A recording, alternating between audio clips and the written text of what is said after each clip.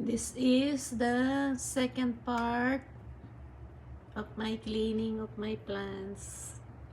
I add soil, clean them, water them,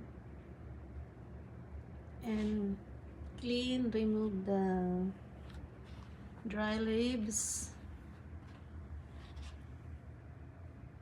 This one I planted again the onion green.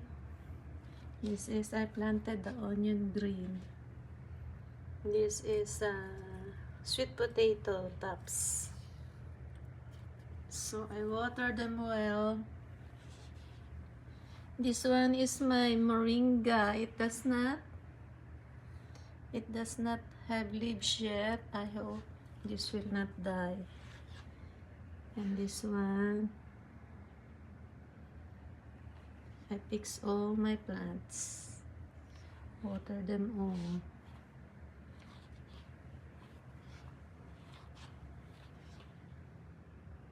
New plant, I planted a new plant there.